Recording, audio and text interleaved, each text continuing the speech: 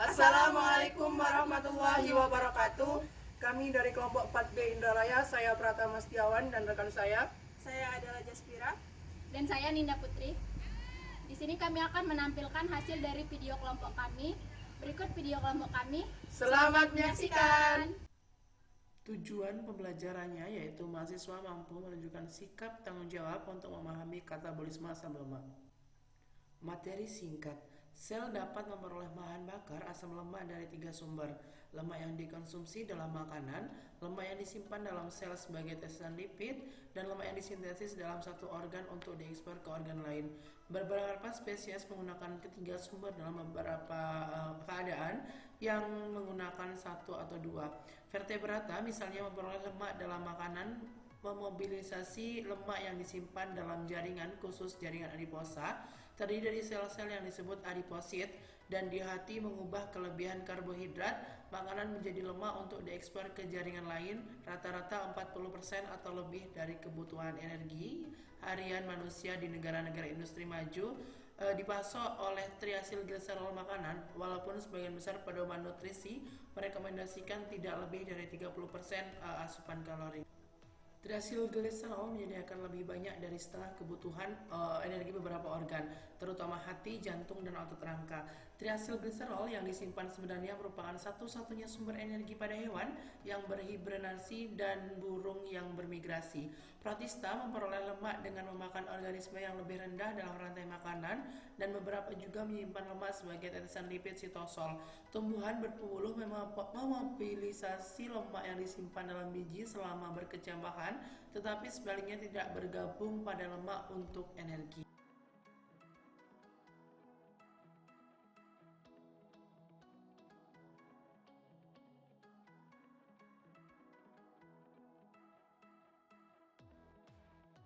Katabolisme asam lemak.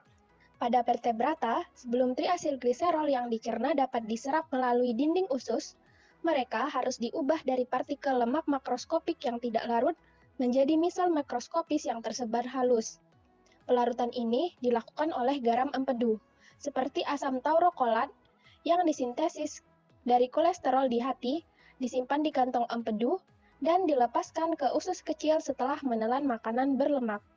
Adapun pemrosesan lipid makanan pada vertebrata mengikuti langkah sebagai berikut. Yang pertama, garam empedu adalah senyawa amfifatik yang bertindak sebagai deterjen biologis, mengubah lemak makanan menjadi misel campuran garam empedu dan triasilgliserol.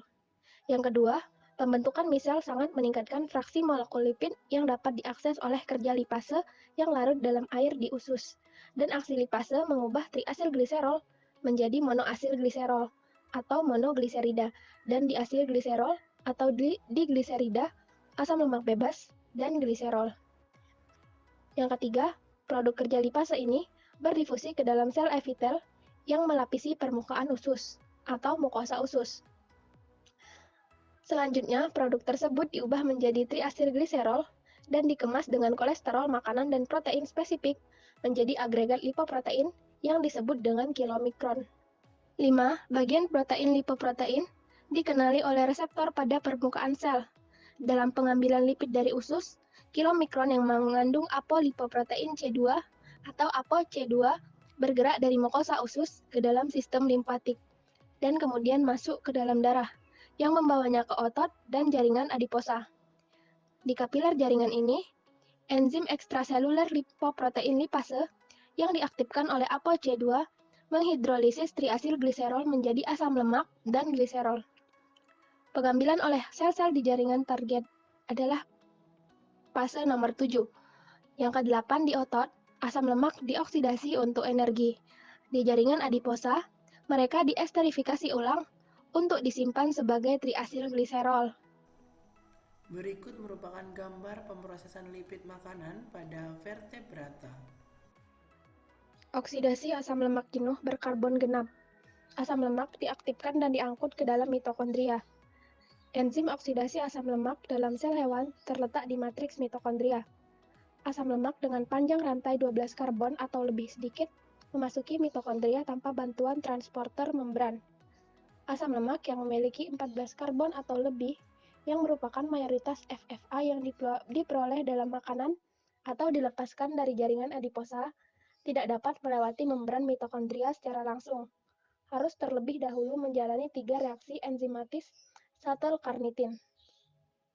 Reaksi pertama dikatalisis oleh kelompok isozim atau isozim berbeda yang spesifik untuk asam lemak yang memiliki rantai karbon pendek, menengah, ataupun panjang yang ada di membran luar mitokondria asil-CoA sintetase yang mendorong reaksi umum yaitu asam lemak plus CoA plus ATP menjadi asil lemak CoA plus AMP plus PPI.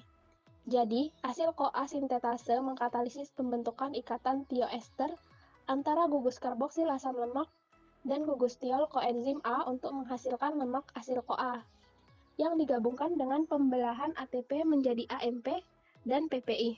Oksidasi asam lemak tak jenuh. Sebagian besar asam lemak dalam triasilgliserol dan fosfolipid hewan dan tumbuhan tidak jenuh, memiliki satu atau lebih ikatan rangkap. Ikatan ini berada dalam konfigurasi cis dan tidak dapat ditindaklanjuti oleh enoyl-CoA hidratase, enzim yang mengkatalisis penambahan H2O ke ikatan rangkap trans delta 2 enoyl-CoA yang dihasilkan selama oksidasi. Dua enzim bantu diperlukan untuk oksidasi asam lemak tak jenuh yang umum, yaitu isomerase dan reduktase. Oleat adalah asam lemak tak jenuh tunggal 18 karbon yang berlimpah dengan ikatan rangkap cis antara C9 dan C10 yang dilambangkan dengan delta 9. Pada langkah pertama oksidasi, oleat diubah menjadi oleil-CoA seperti asam lemak jenuh, memasuki matriks mitokondria melalui shuttle carnitin. Meskipun sebagian besar lipid alami mengandung asam lemak dengan jumlah atom karbon genap, asam lemak dengan jumlah atom ganjil umum ditemukan pada lipid banyak tumbuhan dan beberapa organisme laut. Sapi dan hewan ruminansia lainnya membentuk sejumlah besar propionat 3 karbon yaitu CH3, CH2, dan CO2. Selama fermentasi karbohidrat dalam rumen, propionat diserap ke dalam darah dan dioksidasi oleh hati dan jaringan lain. Asam lemak bilangan ganjil rantai panjang dioksidasi dalam jalur yang sama dengan asam bilangan genap dimulai dari ujung karboksil rantai. Namun, substrat untuk lintasan terakhir melalui urutan beta oksidasi adalah lemak asil CoA dengan asam lemak 5 karbon. Ketika ini dioksidasi dan dibelah, produknya adalah asetil CoA dan propionil CoA. Tentu saja asetil CoA dapat dioksidasi dalam siklus asam sitrat, tetapi propionil CoA memasuki jalur berbeda yang memiliki 3 enzim. Propionil CoA pertama kali dikarboksilasi untuk membentuk stereoisomer D dari metilmalanin CoA oleh propionil CoA karboksilase yang mengandung kofaktor biotin. Dalam reaksi enzimatik ini, seperti pada reaksi pirufat karboksilase, CO2 atau ion terhidrasinya HCO3 diaktifkan dengan menempel pada biotin sebelum ditransfer ke substrat. Dalam hal ini, bagian propionat pembentukan intermediat karboksibiotin membutuhkan energi dan disediakan oleh ATP. Demetilmalanin CoA yang terbentuk secara enzimatis diepimerisasi ke stereoisomer L-nya oleh metilmalanin CoA epimerase. L-metilmalanin CoA kemudian mengalami penataan ulang intramolekul untuk membentuk suksinil CoA yang dapat memasuki siklus asam sitrat. Penataan ulang ini dikatalisis oleh metilmalanin CoA mutase yang membutuhkan sebagian enzim 5-deoksadenosilkobalamin atau koenzim B12 yang berasal dari vitamin B12 atau kobalamin. Regulasi oksidasi asam lemak. Oksidasi asam lemak diatur sedemikian rupa sehingga terjadi hanya ketika kebutuhan energi membutuhkannya. Di hati, hasil CoA lemak yang terbentuk di sitosol memiliki 2 jalur utama yang terbuka untuk itu. 1. Oksidasi oleh enzim di mitokondria, atau 2. Konversi menjadi triasilgliserol dan fosfolipid oleh enzim di sitosol. Jalur yang diambil tergantung pada kecepatan transfer asil CoA lemak rantai panjang ke dalam mitokondria.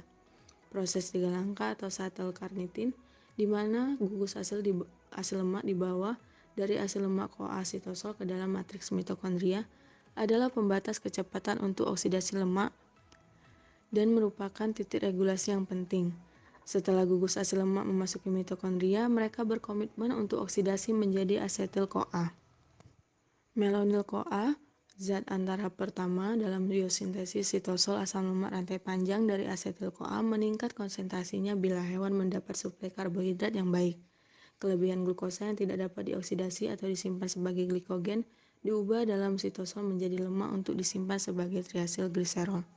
Penghambatan karnitina asil transferase 1 oleh malonyl-CoA memastikan bahwa oksidasi asam lemak dihambat setiap kali hati disuplai dengan glukosa sebagai bahan bakar dan secara aktif membuat triasil gliserol dari kelebihan glukosa. Dua enzim beta oksidasi juga diatur oleh metabolit yang menandakan kecukupan energi. Ketika rasio NADH dan NAD+ tinggi, beta hidroksiasil CoA dehidrogenase dihambat. Selain itu, konsentrasi tinggi asetil CoA menghambat tiolase. Sudah dijelaskan bahwa selama periode kontraksi otot yang kuat selama puasa menurunkan ATP dan adanya peningkatan AMP mengaktifkan AMPK protein kinase oleh AMP. AMPK memfosforilasi beberapa enzim target termasuk asetil-CoA karboksilase yang mengkatalisis sintesis malonyl-CoA. Fosforilasi ini membuat penghambatan asetil-CoA karboksilase menurunkan konsentrasi malonyl-CoA, menghilangkan penghambatan transportasi asil karnitin lemak ke mitokondria dan memungkinkan oksidasi untuk mengisi kembali pasokan ATP. Berikut merupakan gambar regulasi terkoordinasi dari sintesis dan degradasi asam lemak.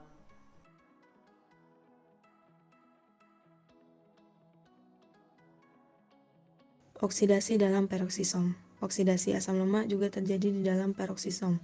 Pada hewan, beta oksidasi peroksisomal memperpendek asam lemak rantai sangat panjang yaitu 22 atau lebih atom karbon tanpa sintesis ATP menghasilkan asam lemak rantai menengah. Membran peroksisomal memiliki aktivitas asil CoA sintase yang spesifik untuk asam lemak rantai sangat panjang.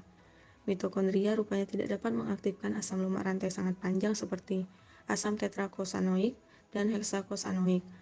Peroksisomal karnitin asil transferase mengkatalisis transfer molekul-molekul ke dalam peroksisom, di mana mereka dioksidasi untuk membentuk molekul asetil-CoA dan asil-CoA rantai menengah yang selanjutnya terdegradasi melalui beta oksidasi dalam mitokondria. Selanjutnya, badan keton. Sebagian besar asetil-CoA yang dihasilkan selama oksidasi asam lemak digunakan oleh siklus asam sitrat atau dalam sintesis isoprenoid. Dalam kondisi normal, metabolisme asam lemak diatur dengan sangat hati-hati sehingga hanya sejumlah kecil asetil-CoA yang diproduksi. Pada proses yang disebut ketogenesis, kelebihan molekul asetil-CoA diubah menjadi asetoasetat, beta-hidroksibutirat, dan aseton. Bersama-sama molekul ini disebut badan keton.